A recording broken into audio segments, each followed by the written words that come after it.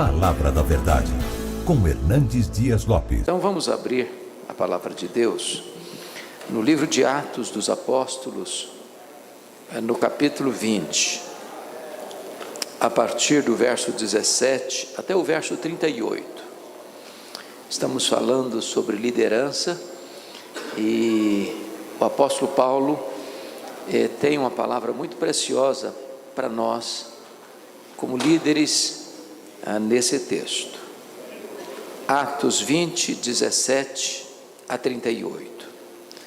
Só peço a você que depois da leitura não feche sua Bíblia. Eu preciso que você acompanhe a exposição comigo.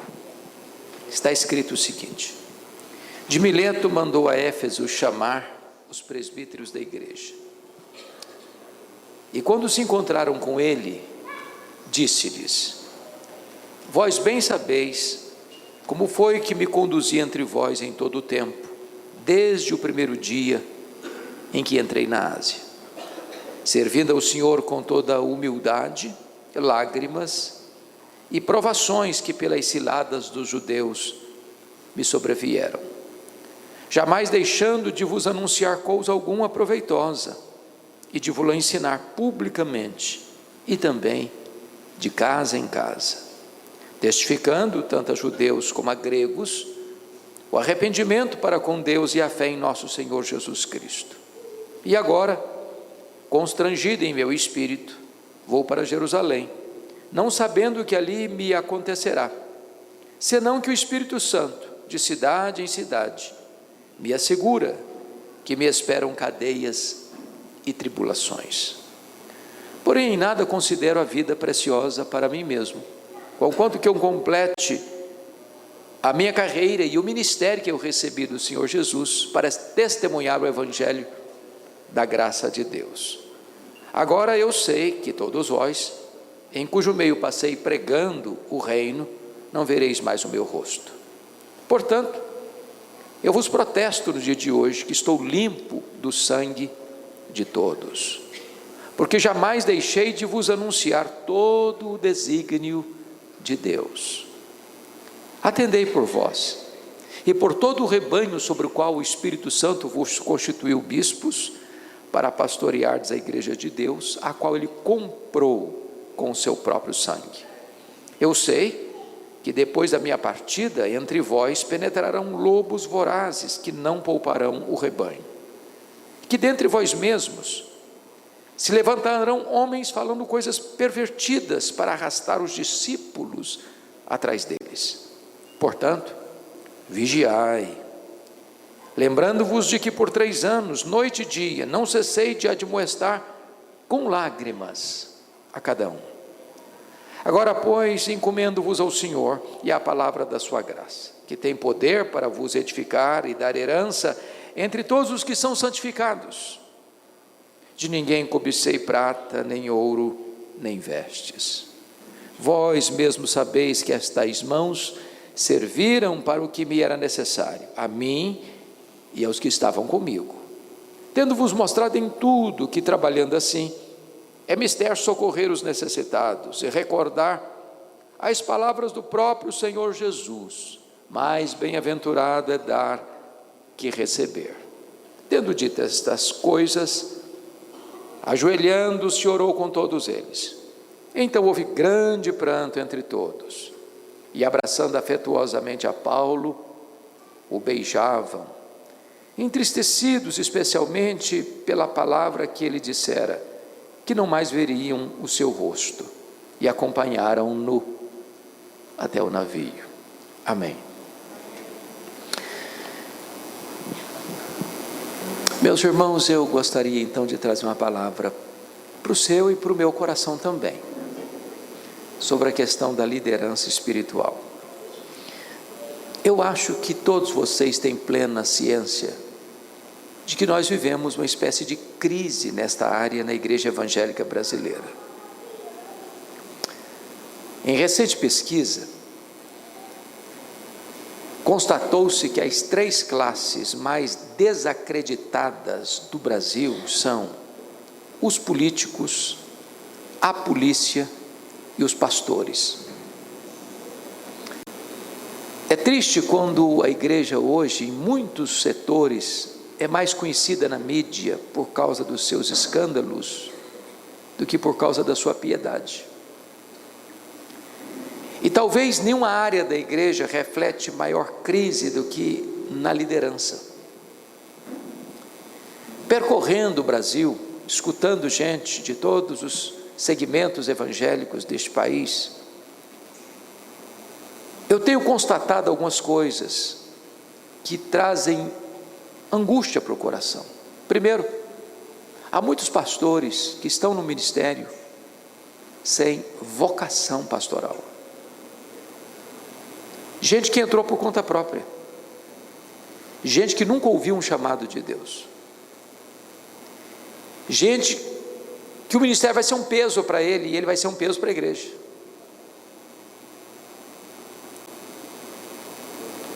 E o pastorado é uma bênção, e o ministério é uma bênção, mas é necessário que você entenda qual é o seu chamado. Não é status, não é posição, é um chamado para servir. A segunda coisa que eu percebo é que as pessoas confundem o que é vocação. Um livro que li em 1978, O Pregador, Sua Vida e Sua Obra, de John Jowett, disse o seguinte: tem gente que pensa que vocação é assim. Eu tentei ser um advogado, não consegui. Tentei ser engenheiro, não deu certo. Tentei ser médico, também não funcionou. Tentei passar em vestibular para outra área da vida acadêmica, não consegui. Ah, bom, então descobri uma coisa maravilhosa. Então é porque Deus está me chamando para o ministério. Diz, não, isso não é vocação. Vocação é quando você tem todas as portas abertas e você só enxerga uma porta. Deus está me chamando para o ministério. É como que algemas invisíveis, você não pode deixar de falar. É como um fogo no seu coração. Segundo, há muitos pastores hoje, meus irmãos, confusos teológica e doutrinariamente. Eu explico. É aquele líder que vai para um congresso, escuta uma novidade e diz, agora sim, achei o caminho. Chega na igreja, desfaz tudo o que estava fazendo e começa tudo de novo. Aí no outro ano ele vai num outro congresso, escuta outra coisa diferente da primeira, diz, meus irmãos, aquilo estava errado, agora é isso aqui. Aí no terceiro ano ele vai a um outro congresso, outra conferência, escuta outra novidade, não, estava tudo errado, vamos começar tudo outra vez. Ora, se o líder está confuso, quanto mais os seus liderados. Nós não temos que buscar novidades no mercado da fé, nós temos que pregar a eterna, infalível e insubstituível palavra de Deus.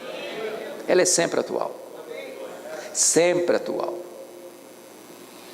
Há outros líderes que são extremamente vulneráveis emocionalmente. Na verdade, eles deviam estar sendo pastoreados e estão pastoreando. Eu vou lhes dizer que o ministério é uma fronteira perigosa. E é preciso ter equilíbrio emocional, porque não tem ministério sem tensão, sem luta, sem conflito, sem vale, sem oposição, sem batalha espiritual. É preciso ter equilíbrio emocional para entrar numa sala com uma pessoa do sexo oposto para fazer um aconselhamento, para não se vulnerabilizar, para nem chantagear a pessoa, nem se permitir ser chantageado. Do contrário, pode ser um terreno escorregadio. É preciso ter equilíbrio emocional, maturidade emocional, dependência da graça de Deus. Tenho visto líderes que são truculentos, que não aceitam que qualquer outra liderança se desponte na igreja porque se sente ameaçado. Ele tem necessidade de governar com mão de ferro porque é inseguro. E ele não tem o amor de suas ovelhas, ele tem o medo de suas ovelhas. Há outros líderes, entretanto, que são manipuláveis, massa de manobra. Querem viver bem com todo mundo e ainda que necessitando confrontar, não confronta, porque não quer ter qualquer situação de constrangimento com aquele membro da igreja. Não é governado por princípios, mas por conveniência. Há outros líderes, irmãos, que estão vivendo em pecado e não se arrependem, e blindam o coração com uma capa de religiosidade, e não tem nada mais perigoso para a sua vida espiritual do que liderança religiosa, porque o líder é aquele que está debaixo dos holofotes, e ele pode esconder seus pecados atrás de todo um aparato religioso, e daqui a pouco ele não tem mais sensibilidade. Daqui a pouco ele é um ator num palco que desempenha um papel. Há poucos dias eu recebi um telefonema de um pastor chorando e disse assim: pastor, eu me tornei apenas um fabricante de sermão e nada mais. Isso não mexe mais comigo, não toca mais meu coração. Ele já estava anestesiado.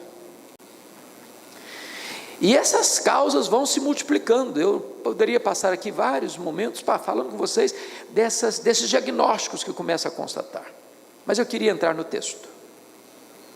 O contexto vocês conhecem bem. Paulo está na sua terceira viagem missionária e ele vai para Éfeso. Éfeso era uma capital de uma província, a província da Ásia Menor. Na época, Éfeso tinha mais de 300.000 habitantes, era uma grande cidade. Éfeso, na época, hospedava uma das 7 maravilhas do mundo antigo, o templo da deusa Diana. Para vocês terem uma ideia, esse palácio religioso era 4 vezes maior do que o Partenon de Atenas. A cidade toda vivia em função deste culto à grande deusa dos Efésios, a deusa Diana. Os nichos do templo, miniaturas do templo, eram o principal produto do comércio de Éfeso. Paulo chega ali numa cidade idólatra, pagã. Se não bastasse a idolatria, havia uma forte inclinação para o ocultismo, as artes mágicas. E eu confesso até hoje, irmãos, que somente pela obra e pelo poder do Espírito Santo você pode ver os resultados que Paulo colheu. Porque pensa comigo, 3 anos, a idolatria entrou em colapso, a feitiçaria entrou em colapso, as pessoas se convertendo vinham denunciando publicamente as suas obras, queimavam os seus livros de magia em praça pública. O templo de Diana deixou de ser o grande centro turístico e de comércio da cidade. E está escrito no capítulo 19 de Atos que a palavra de Deus prevaleceu na cidade de Éfeso. Agora, Paulo não tinha rádio, Paulo não tinha televisão, Paulo não tinha jornal, Paulo não tinha Bíblia impressa, Paulo não tinha Zap, Paulo não tinha nenhum dos meios de comunicação que nós temos. E aquele homem, em 3 anos, impacta uma cidade, não só a capital, Éfeso, plantando igrejas em todas as outras cidades da província, como Esmirna, Pérgamo, Tiatira, Sardes, Filadélfia, Laodiceia, Hierápolis, Colossos. Nós diríamos hoje que aquilo foi um grande avivamento espiritual, não tem outra explicação. Agora Paulo está saindo de Éfeso para levar uma oferta que ele recolheu entre as igrejas gentílicas para os pobres da Judéia. E nessa saída dele, ele manda chamar os presbíteros da igreja para o local onde ele embarcaria, em Mileto, onde ficava o porto, para ter a última conversa com eles. E esse texto que nós lemos é esse discurso de Paulo diante desses presbíteros, seus filhos na fé, liderança da igreja. E aqui Paulo vai repartir com aqueles homens e consequentemente com você e comigo hoje 7 princípios que eu quero dividir com vocês aqui sobre liderança. 7 compromissos que um líder precisa assumir. Quais são esses compromissos? Primeiro, veja aí comigo, versículo 19. O primeiro compromisso é o compromisso com Deus. Compromisso com Deus.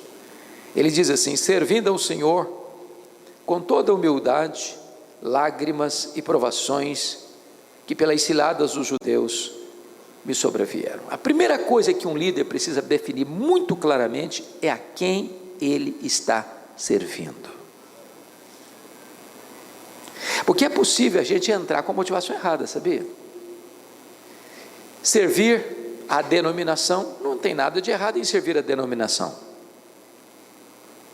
mas isso não pode substituir o seu serviço a Deus. Tem gente que morre pela denominação, mas não tem entusiasmo por Jesus. Morre pela instituição, mas não tem deleite em Jesus. Tem gente que briga pela sua bandeira, pela placa da sua igreja, mas não pela pessoa do Senhor Jesus. Agora, se você está servindo ao Senhor, 2 coisas vão acontecer com você. Primeiro, você não vai depender de elogios para continuar. Segundo, você não vai ficar desanimado com as críticas, porque a sua motivação não vem dos homens, a sua motivação vem de Deus. Segundo, se você está servindo a Deus, você não está construindo monumentos ao seu próprio nome. Você não está levantando altares a você mesmo. Você não está fazendo o seu ministério para engrandecer o seu nome. Você está servindo ao Senhor. Se você está servindo ao Senhor, a palavra implica que você nunca vai perder o status de servo. Servo é o menor, servo é o que serve. Então, nada de nariz empinado, nada de se sentir melhor do que os outros, nada de achar que você é o tal. Baixa a bola, baixa a bola. Você está a serviço do Senhor. Agora notem mais, se você está a serviço do Senhor, isso implica em que você tem que ser uma pessoa humilde. Nada é mais nocivo à liderança, irmãos, do que soberba, altivez, orgulho. Sabe aquela pessoa que ela é tão importante, entre aspas, que você não tem acesso a ela? Você não consegue falar com ela? Que ela chega na igreja quando o culto já começou e antes do culto terminar, ela vai embora. Não dá para dar um abraço nela. Uma criança não consegue enroscar nas pernas dela.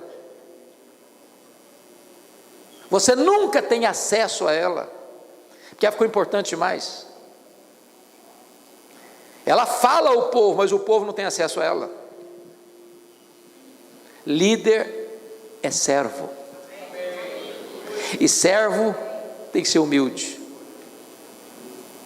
Agora notem mais, se você está servindo a Deus, preste atenção nisso, você vai enfrentar provações e até ciladas, porque quando você está servindo a Deus, isso não blinda você não, porque existe às vezes uma ideia de que o ungido do Senhor é intocável. Ungido do Senhor não pode nem ficar doente. Ele nem pode ter problema financeiro também. Ele é um super ser humano. Não, exatamente por você estar servindo a Deus, você vai enfrentar algumas provações que talvez você não enfrentaria antes. Porque você vai ter que confrontar pecado, e isso vai custar um preço para você. Você vai ter que se posicionar, isso vai ter um preço alto para você.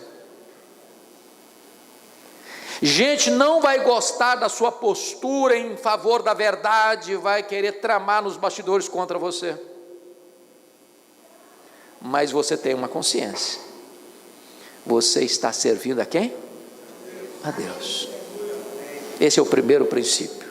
Nosso compromisso com Deus. Tem um segundo compromisso aqui.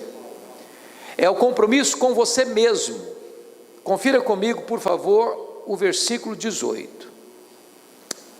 Paulo diz assim: quando se encontraram com ele, disse-lhes: vós bem sabeis como foi que me conduzi entre vós em todo o tempo, desde o primeiro dia em que entrei na Ásia. Preste atenção nisso. O líder precisa ser uma pessoa consistente, do primeiro ao último dia. Há um ditado muito conhecido aqui, que a última impressão é a que fica. Isso não cabe para a liderança, não. A liderança tem que ter a mesma impressão hoje, amanhã, o ano que vem e a vida toda. O líder não pode variar. O líder precisa ser íntegro na entrada e na saída. Ele não pode ter caixa 2 moral. Ele não pode ter arquivo secreto. Ele não pode ter vida dupla. A vida do líder é a vida da sua liderança. Se a vida do líder é a vida da sua liderança, preste atenção nisso. Os pecados do líder são os mestres do pecado. Porque quando um líder peca, o pecado do líder é mais grave, é mais hipócrita e é mais danoso do que os pecados dos demais. Mais grave porque o líder peca contra maior conhecimento. Mais hipócrita porque o líder denuncia o pecado em público para praticá-lo em secreto. E mais danoso porque quando um líder cai, mais gente é atingida.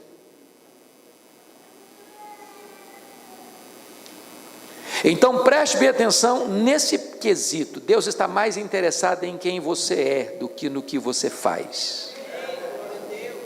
Vida com Deus precede trabalho para Deus. Primeiro Deus trabalha em você, para depois Deus trabalhar através de você.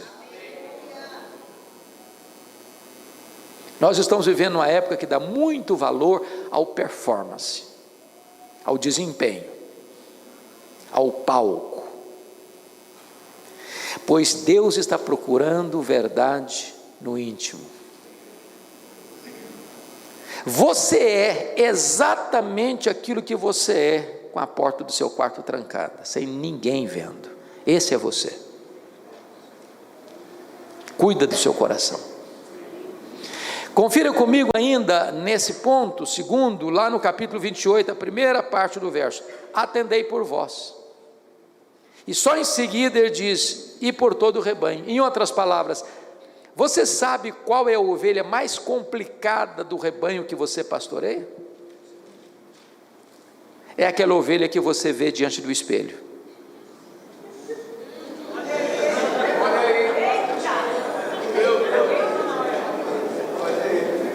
Se você não pastorear a ovelha que você vê diante do espelho, você não está habilitado a pastorear as outras ovelhas. Atendei por vós.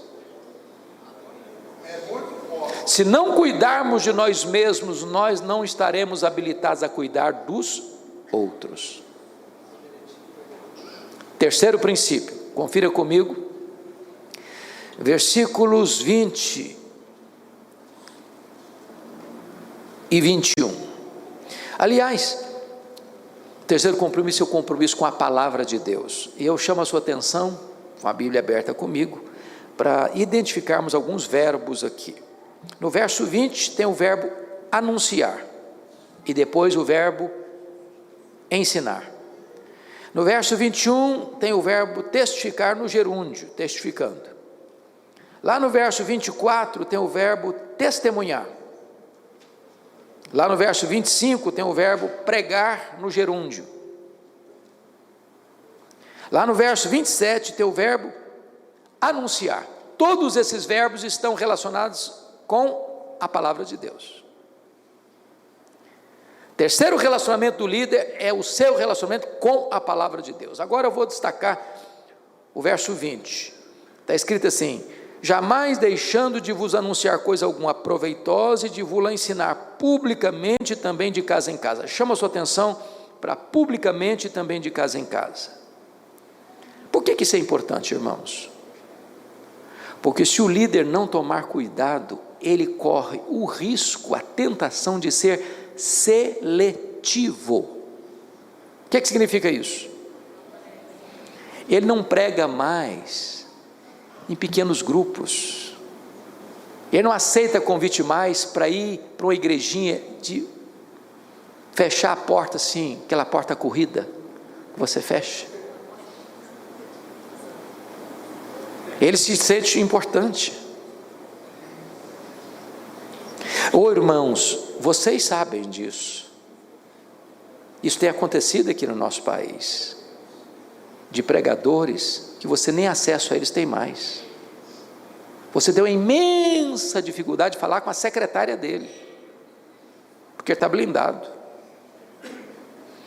Aí quando você manda um convite, ele manda um relatório para você responder uma série de perguntas. Dependendo do que você responde, não tem agenda não. Quer saber quantas pessoas são? E lá no finalzinho tem uma perguntinha estratégica: com quanto você pretende me abençoar? Essa é a questão básica. Está virando comércio.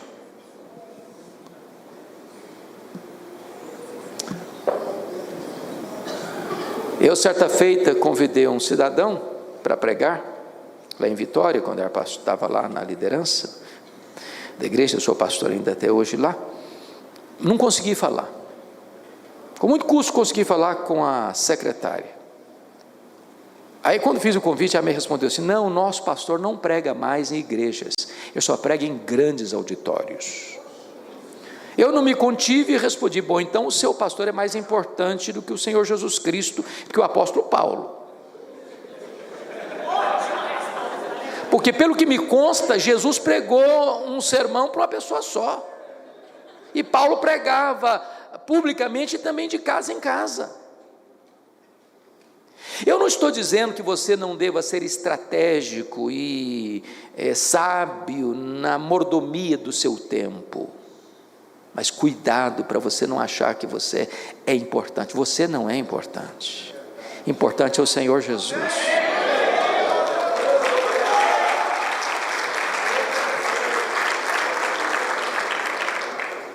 Você deveria, até por questão pedagógica, aceitar alguns convites para pregar naquela congregação mais simples, do bairro mais pobre, talvez de chão batido,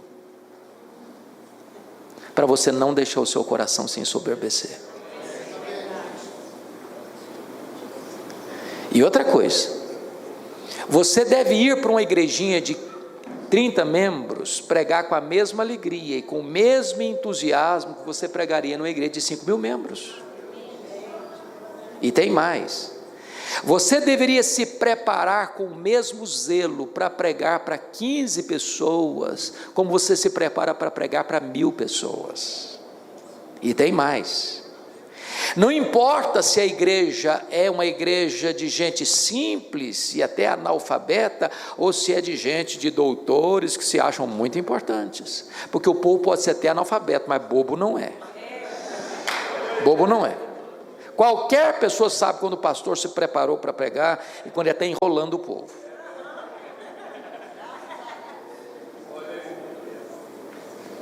publicamente também de casa em casa.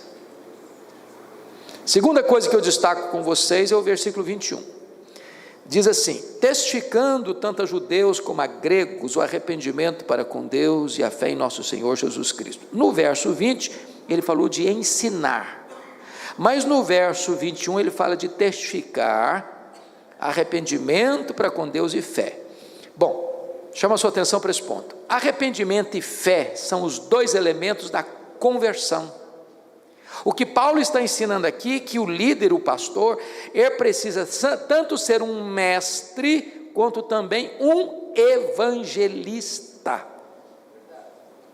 Ele precisa ensinar, e ele precisa também levar pessoas a Cristo.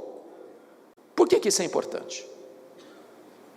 Porque hoje nós estamos entrando numa linha perigosa, penso eu.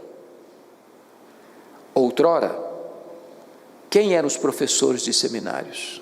Os grandes seminários? Os pastores, que dedicavam parte do seu tempo ao ensino. Hoje nós crescemos, hoje nós somos muito importantes. Hoje um professor de um seminário mais conceituado só pode dar aula lá se ele for um mestre, ou se ele for um doutor. Mas hoje nós avançamos um pouco mais. Nós temos que ter professores de tempo integral. Sabe o que está acontecendo hoje? A pessoa sai de seminário, ele não quer ser pastor, ele quer fazer um mestrado. Quando ele terminou o mestrado, ele não quer ser pastor, ele quer fazer um doutorado. Quando ele termina um doutorado, ele não quer ser pastor, ele quer voltar para dar aula no seminário. Ele nunca foi pastor e está formando pastores. Ele nunca plantou uma congregação, mas ele fez um curso de doutorado em crescimento da igreja. Ele é um teórico. Ele nunca botou a mão na massa. Sabe o que está acontecendo nos nossos seminários hoje? Mais de 70% dos seminaristas dizem assim: eu não tenho o dom de evangelista, eu tenho o dom de mestre. É claro. O professor dele não é evangelista. Você gera discípulos à sua imagem e à sua semelhança. Lá na década de 80, quando eu fiz seminário, tinha uma frase que circulou o Brasil.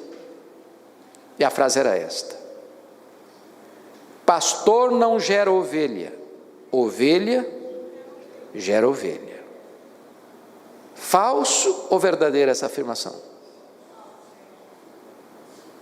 Metade falso, metade verdadeiro. Como a verdade não pode ser metade, falso. É verdade que ovelha gera ovelha, mas não é verdade que pastor não gera ovelha. Pastor é um evangelista. Pastor não só ensina, pastor testifica arrependimento e fé. Pastor tem que ter o coração queimando de amor pelas almas, tem que ter amor pelos perdidos, tem que ter coragem de entrar nas casas e olhar nos olhos das pessoas e falar de Jesus para elas e levá-las a Cristo. Nós precisamos resgatar isso, irmãos, porque se as ovelhas não verem essa paixão no coração do pastor, elas perderam paixão também. O pastor fala mais pelo exemplo do que pela palavra, pela voz. Aliás, Albert Schweitzer disse que o exemplo não é uma forma de ensinar, é a única forma eficaz de ensinar. Como pais, também pastores, as nossas ovelhas estão olhando para nós mais do que escutando a nós. Agora note outra coisa, compromisso com a palavra. No versículo 27 está escrito assim: porque jamais deixei de vos anunciar todo o desígnio de Deus. Penso eu que Paulo está ensinando aqui que nós pastores, nós líderes, precisamos expor a palavra de Deus. Em vez de sermos pregadores seletivos, só pregar aqueles assuntos mais palatáveis. Por exemplo, é tão bom falar do amor de Deus. E o que é que eu faço com Romanos 1,18? A ira de Deus se revela do céu contra toda impiedade e perversão dos homens. Qual foi a última vez que você escutou um sermão sobre a ira de Deus?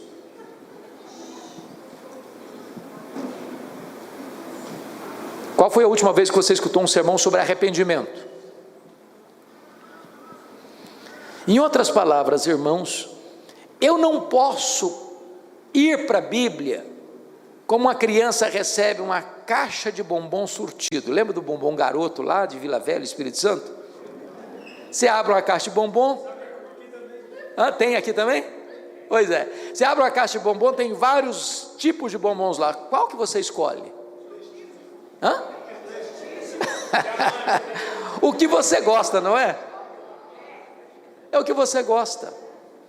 Eu não posso ir para a Bíblia assim, só pregar o que eu gosto de pregar. Eu tenho que pregar todo o conselho de Deus.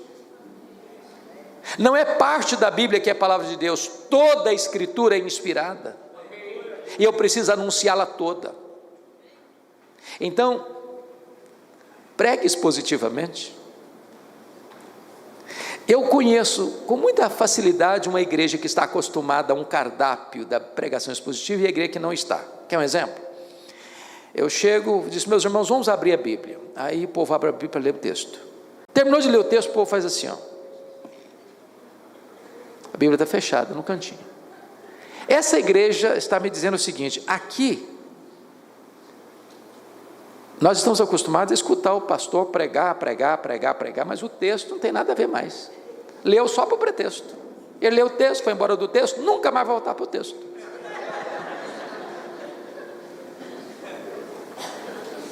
Tem pregador que diz assim, eu já tenho um sermão pronto, só falta o texto agora.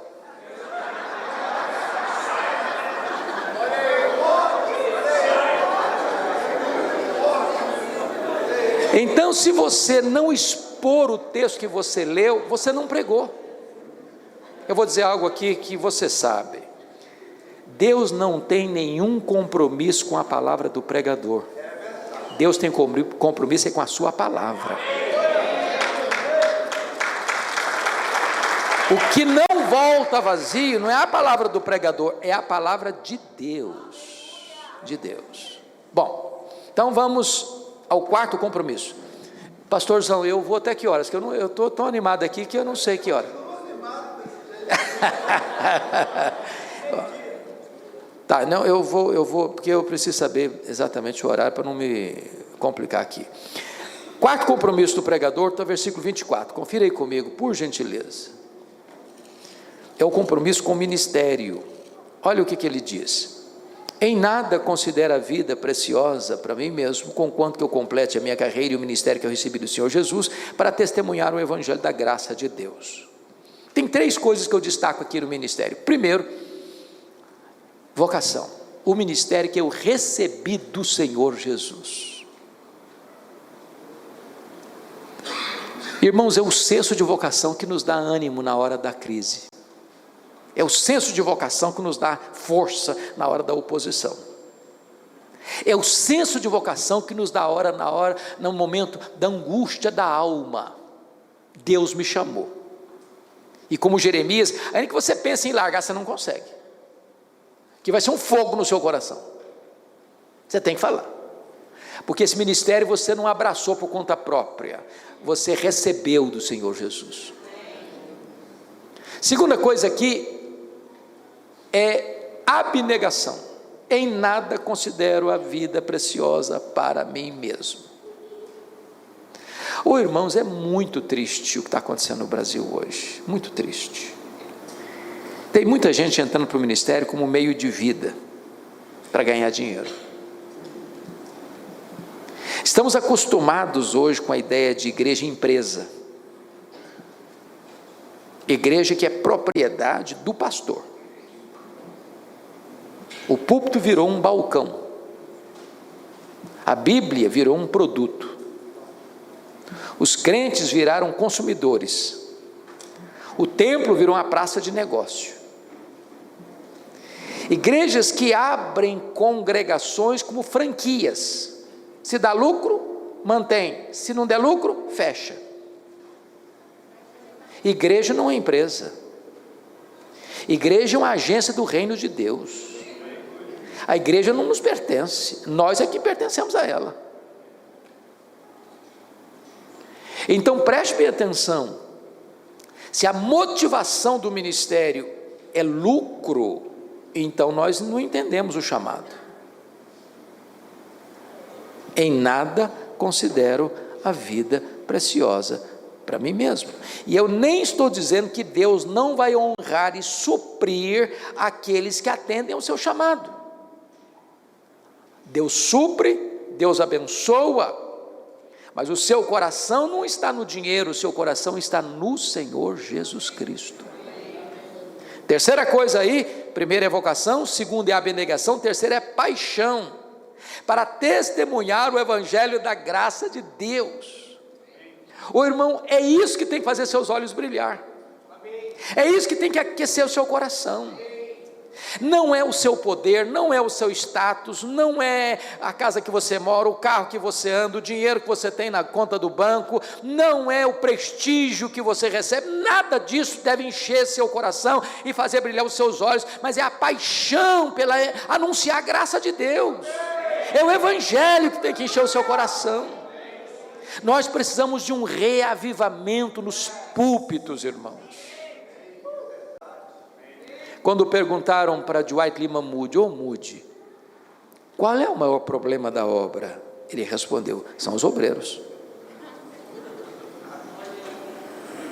E perguntaram assim, como é que começa um avivamento na igreja? Ele respondeu, acenda uma fogueira no púlpito. Se o pastor for um graveto seco a pegar fogo, até lenha verde começa a arder. Paixão. Os crentes precisam olhar em nós e ver brilho nos olhos. Brilho nos olhos. Quinto compromisso. Compromisso com a igreja. Olha versículos 28 a 30 comigo. Ele diz assim, atendei por vós e por todo o rebanho sobre o qual o Espírito Santo vos constituiu bispos para pastoreardes a igreja de Deus, a qual ele comprou com seu sangue. Preste atenção na expressão por todo o rebanho, não por parte do rebanho. Eu vou fazer uma perguntinha para os pastores aqui, não precisa nem levantar a mão não. Você tem ovelha complicada lá no rebanho? Tem. Porque se não tiver, a gente pode dar algumas cartas de transferência, sem problemas. Sabe o que Paulo está dizendo aqui? Se você não tomar cuidado, você faz 10 visitas para uma família no ano, e nenhuma visita para outra família. Se você não tomar cuidado, você só vai pastorear aquelas ovelhas que fazem cafuné no pastor. Porque tem ovelha que escoiceia o pastor. Mas é ovelha que você precisa cuidar. Não seja seletivo nas suas ovelhas. Ame as suas ovelhas. Mesmo que você não seja amado por elas, ame as suas ovelhas. Todo o rebanho. Mas Paulo está dizendo que você precisa atender por todo o rebanho sobre o qual o Espírito Santo vos constituiu bispos. Preste atenção nisso. Nunca faça política de bastidor para ficar na igreja. Não faça jogo de cena nos corredores eclesiásticos para alcançar favores ou deixar de ficar numa igreja. Ou você tem ciência de que o Espírito Santo colocou você ali, ou você está no lugar errado.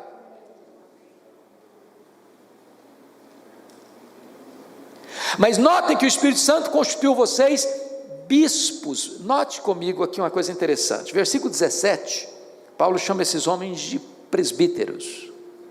No verso 28, ele chama esses homens de bispos. No verso 28, ele usa o verbo pastorear, de onde vem a palavra pastor. Então, na cabeça de Paulo, presbítero, pastor e bispo, é a mesma coisa. Só muda a ênfase. O bispo é aquele que olha por cima, aquele que tem a visão do todo, é aquele que tem a jurisdição do todo, é aquele que consegue olhar o quadro geral das ovelhas. Vos constituiu bispos para fazer o quê? Para pastoreardes. O que é pastorear? Vamos usar alguns sinônimos do verbo pastorear? Quem me ajuda? O que é pastorear? Apacentar, cuidar, alimentar, acolher,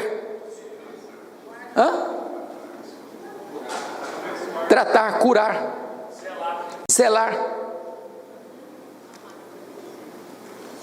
amar, proteger, defender, ensinar, disciplinar,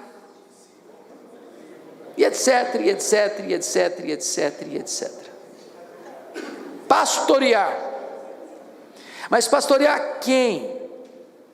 A igreja de Deus. A igreja não é sua, a igreja não é minha. Nós às vezes usamos essa expressão no sentido correto, como Paulo usou, meu evangelho. A gente diz minha igreja é a igreja que eu frequento, a igreja que eu participo, ok, não tem problema. Mas não posso dizer minha igreja no sentido que ela é minha. Eu estava em Campinas com um pastor muito experiente e um pastor jovem atrás no banco, e eu do lado aqui do pastor experiente dirigindo. E o pastor jovem estava lá atrás, enquanto estávamos indo, ele estava dizendo, minha igreja está assim, minha igreja está assado, minha igreja está crescendo, minha igreja está construindo, minha igreja está avançando, minha igreja, e repetiu minha igreja umas 200 vezes. Lá pelas tantas, o pastor experiente botou a mão para trás assim e disse, bota a sua mão aqui, meu filho. Vocês já entenderam, né? Aí o pastor Jó botou a mão, ele passou a mão assim, na palma da mão do pastor Jó, e disse, não estou vendo marcas de cravo aqui, meu filho. Precisa falar mais alguma coisa? O dono da igreja tem marca de cravos nas mãos. A igreja não é sua, a igreja não é minha, a igreja não é nossa, a igreja é de Deus. Você está cuidando daquilo que não é seu, é de Deus. E essa igreja é tão cara para Deus que Ele a comprou com o sangue do seu próprio Filho. Quando você entende isso, irmão, você vai ser mais amoroso com as ovelhas. Elas pertencem a Deus. Agora, a segunda coisa que Paulo mostra aí é que o pastor precisa defender a igreja. Olha o versículo 29 e 30 comigo. Eu sei que depois da minha partida entre vós penetrarão lobos vorazes que não pouparão o rebanho, e que dentre vós mesmos se levantarão homens falando coisas pervertidas para arrastar os discípulos atrás deles. Tem duas expressões que eu queria que você grifasse. Verso 29, entre vós, e verso 30, dentre vós. Olha comigo o verso 29. Quando ele diz, entre vós penetrarão lobos vorazes, eu pergunto a vocês, os lobos estão dentro ou estão fora? Estou perguntando de novo, estão dentro ou estão fora? Vocês leram o texto? Leia de novo. Leia de novo. Os lobos estão fora, querendo entrar. Querendo entrar. Quem são os lobos? Os falsos mestres, as falsas doutrinas. Vocês acham que tem falsos mestres por aí? Vocês acham que tem falsas doutrinas por aí? Vocês acham que existe todo um jogo de cena e tentativa de sorrateiramente esses lobos entrarem dentro da igreja? Quem é que vai evitar que isso aconteça? Os líderes, os pastores. Então, se eu posso lhes dar um conselho, e em nome de Jesus e na autoridade do Espírito Santo eu quero lhes dar esse conselho, nunca convide alguém para pregar no púlpito da igreja que você pastoreia sem saber quem é essa pessoa. o que ela crê. Porque você é o responsável por esse rebanho. Irmãos, prestem atenção no que eu vou lhes dizer. Nós não podemos ser inocentes, úteis, e pensar que todo mundo que vem falando em nome de Deus é de Deus. Tem uma prática até vergonhosa no Brasil hoje, triste, diria para vocês. Eu acho que todo pastor aqui já passou por isso. Recebeu um telefonema assim: olha, eu estou passando na sua cidade, se você quiser eu prego lá, viu? Ô irmãos, isso é só para gente muito íntima, mas é muito deselegante você se oferecer para pregar. Isso não é uma boa prática. Cuidado com quem você leva para o púlpito da igreja. Eu vou ilustrar isso. Eu estava em Vitória um dia, na igreja que eu sou pastor, pregando de manhã. Entra uma senhora muito bem vestida, acompanhada de um séquito, de um grupo de pessoas do lado dela, muito elegante, muito bonitona, tal. Não sei como essa mulher mandou um bilhete para mim no púlpito. E no bilhete estava escrito assim: pastor, o Espírito Santo me mandou aqui hoje, porque eu tenho uma mensagem para esta igreja. Peguei o bilhete, li, guardei no bolso, terminei de pregar, impetrei a benção, fui para a porta da igreja abraçar as pessoas. Essa mulher quase me bateu na porta da igreja. Ela botou o dedo no meu nariz e disse: o senhor impediu que o Espírito Santo falasse à igreja hoje. Eu respondi para ela: o Espírito Santo falou, a senhora que não ouviu. Eu preguei a palavra hoje aqui, e eu sou o pastor desse rebanho. Eu não sei quem é a senhora, eu não sei de onde a senhora vem, eu não sei no que a senhora crê, e eu não posso entregar o púlpito dessa igreja sem saber o que a senhora crê. Essa mulher fez um estrago em muitas igrejas na cidade de Vitória. Cuidado, cuidado. Os lobos estão querendo entrar, e você não pode abrir a porta para lobo. Esse rebanho está sob sua responsabilidade. Mas olha o verso 30 agora: e que dentre vós mesmos se levantarão homens falando coisas pervertidas para arrastar os discípulos atrás deles. Agora eu pergunto: o lobo está dentro ou está fora? Está dentro, buscando uma chance de botar as unhas de fora e se manifestar. E veja que ele vai arrastar os discípulos atrás de quem? Atrás deles. São os cismáticos, que querem atrair as ovelhas para eles, porque dois tipos de pessoas gostam de ovelha: é pastor e lobo. O pastor para cuidar, o lobo para devorar. Tem muito lobo, irmãos, que o que ele quer da ovelha é a lã, a carne. Eu tenho visto isso com muita tristeza até, sabe, pastor Luiz, Brasil afora. Tem igreja que eu vou, que a hora da oferta, desculpem falar isso com vocês, mas é a hora mais elaborada do culto. E a sensação que eu tenho é que o culto foi bom ou não, dependendo da quantidade de dinheiro que arrecadou. É uma pressão psicológica tão grande, que parece que a intenção de que quem está ali na frente é arrancar o último centavo que a pessoa tem no bolso. Ô irmãos, não pode ser assim. Não pode ser assim. Não pode ser assim.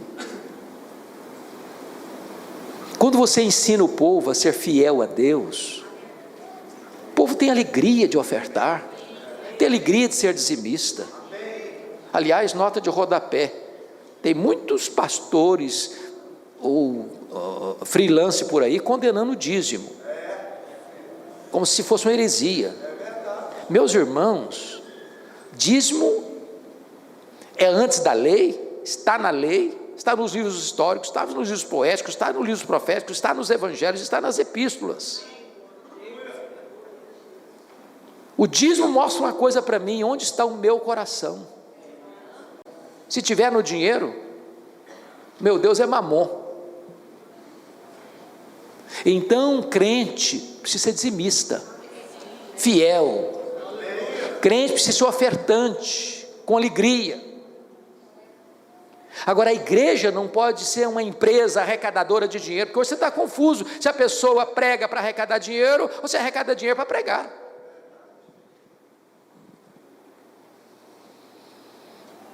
Sexto compromisso, versos 33 a 35, de ninguém cobicei prata, nem ouro, nem vestes, vós mesmos sabeis que estas mãos serviram para o que me era necessário a mim e aos que estavam comigo. Tenho-vos mostrado em tudo, que trabalhando assim é mister socorrer os necessitados, e recorrer ou recordar as palavras do próprio Senhor Jesus, mais bem-aventurado é dar que receber. Agora é a relação do pastor com dinheiro.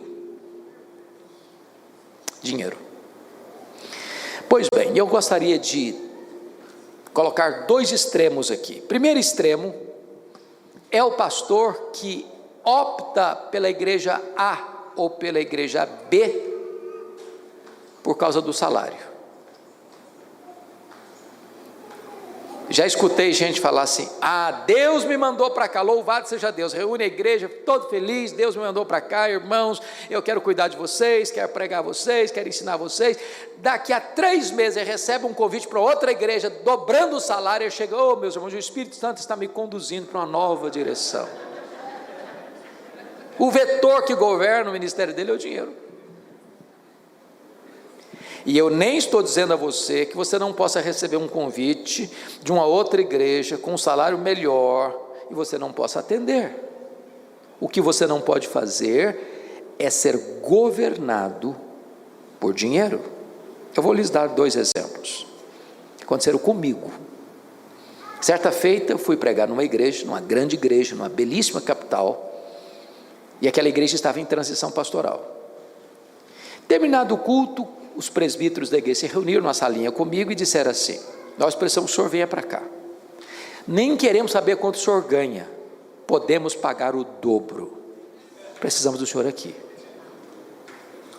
Eu disse para aqueles irmãos assim: meus amados, eu me sinto muito honrado com o convite de vocês, mas eu não posso atender o convite de vocês por 2 motivos. Primeiro, porque eu tenho compromisso com a igreja que eu sou pastor. Segundo, porque se eu receber o convite de vocês, porque vocês vão pagar o dobro, o meu ministério estará no balcão, quem paga mais leva. Aí eu não seria um pastor, seria um mercenário, então eu não posso vir. Muito obrigado. Segunda coisa que aconteceu, eu estava estudando nos Estados Unidos, fazendo um doutorado, uma igreja me convidou para ser pastor. Eles me ofereceram 4 vezes o salário que eu tinha. Aí alguém chegou para mim e disse: você é maluco, não aceitando um convite desse? Fica 10 anos aqui, faz a sua vida financeira, depois você volta. O grande problema, irmãos, por que você é pastor? Qual a motivação?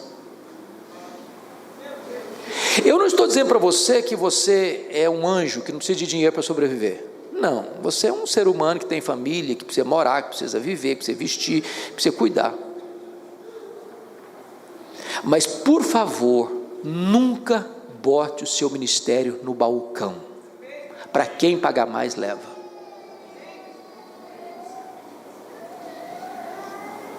Bom, vou falar agora do outro extremo, da igreja que não honra o seu pastor,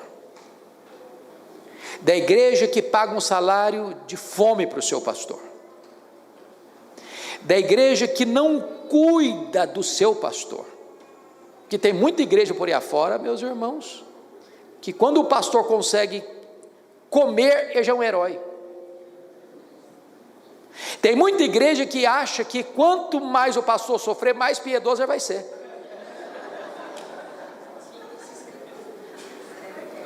Tem muita igreja que usa esse texto, está vendo? Tem que seguir o exemplo de Paulo. Paulo trabalhava para sustentar ele mesmo e outras pessoas também. Só que nesse texto, Paulo não está falando de salário pastoral. Preste atenção nisso. Você quer saber o que Paulo ensina sobre salário pastoral? Leia 1 Coríntios 9. Leia, diz que o pastor deve receber primícias. Então a igreja precisa honrar o seu pastor. O pastor não pode ficar desesperado de noite, meu Deus, como é que eu vou pagar as contas? Como é que eu vou pagar a escola do meu filho? Como é que eu vou botar comida dentro de casa? O pastor não pode ter esse tipo de preocupação.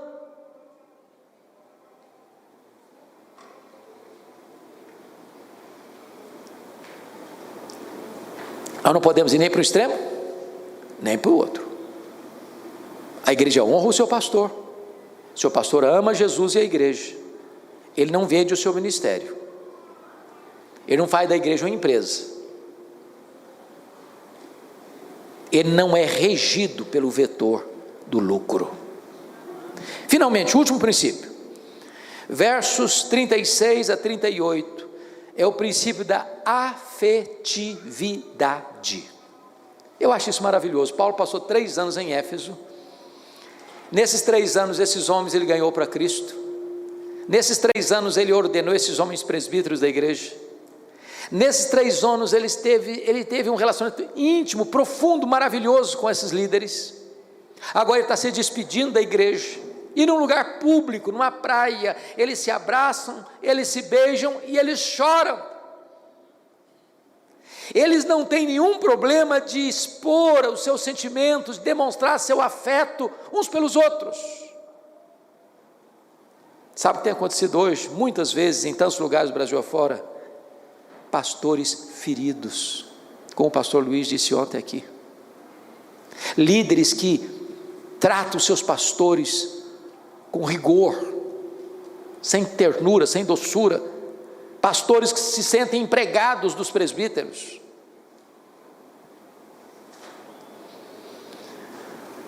Amados irmãos, eu estava pregando num congresso de líderes como esse, há alguns anos, e eu fiz uma pergunta curiosa.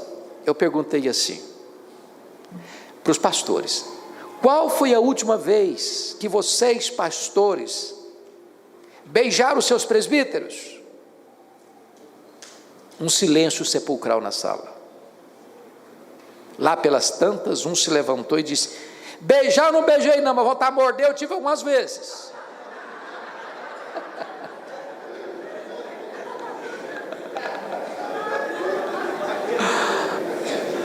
Há poucos dias eu perguntei para um pastor assim: você está indo para a igreja tal? Você está doido? Aquela igreja lá, as ovelhas mordem no pastor.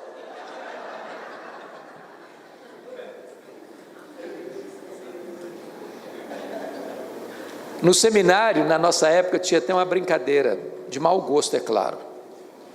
No mundo tereis presbíteros.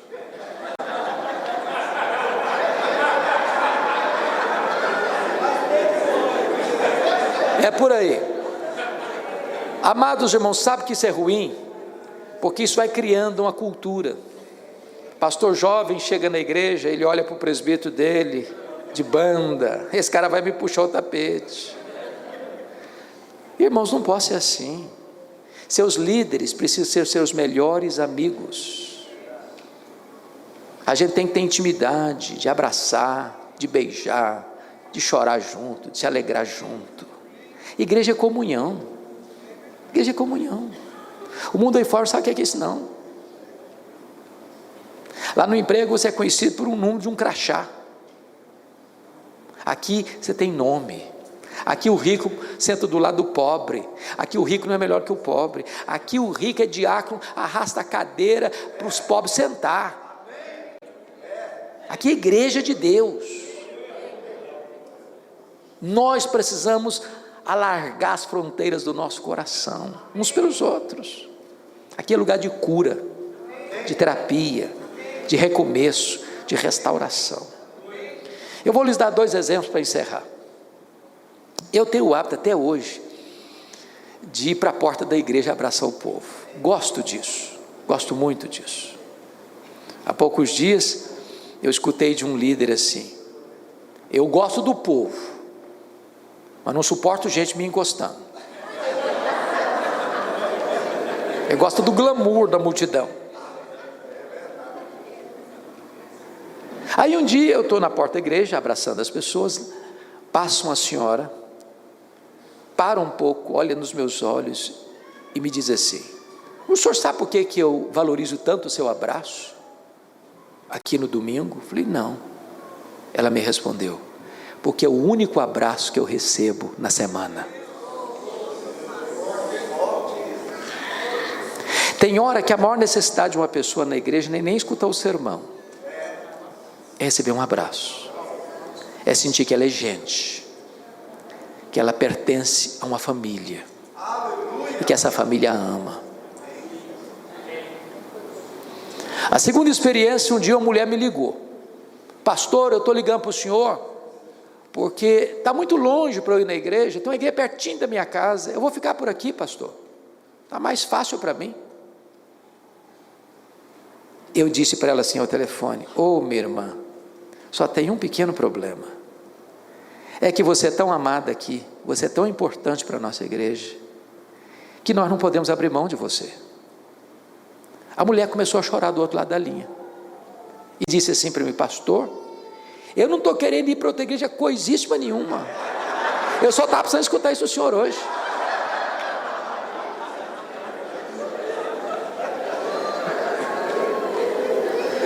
Porque às vezes a pessoa te liga com o coração machucado, fala: é isso mesmo, minha irmã, fica melhor, ele está vendo aí, ele não me ama coisa nenhuma, até me descartando ainda.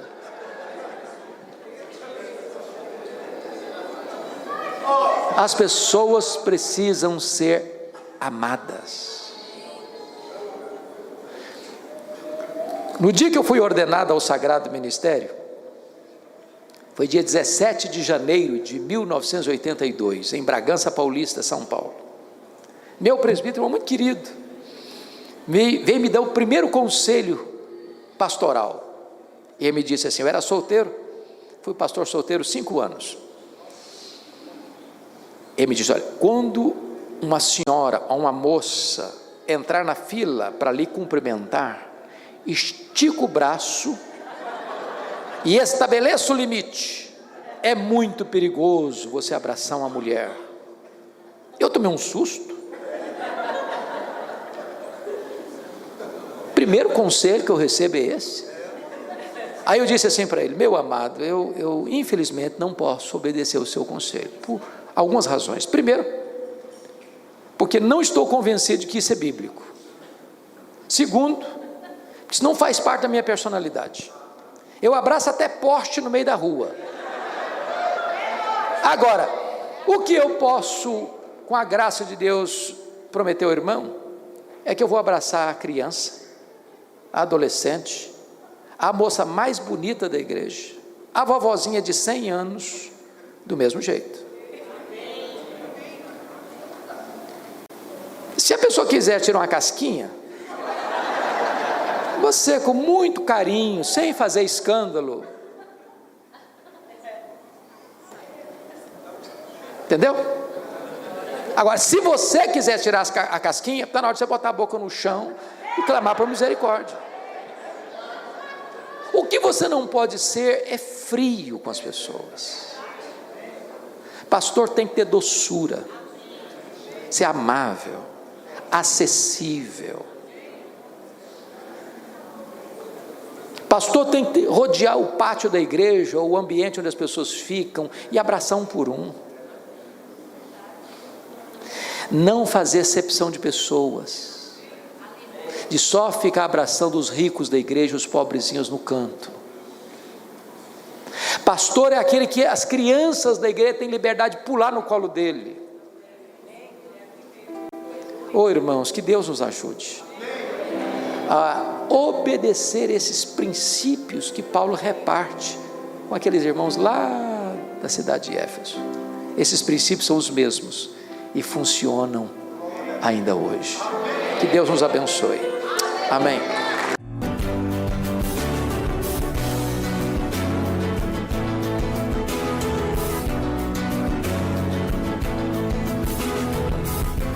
Palavra da Verdade, com Hernandes Dias Lopes.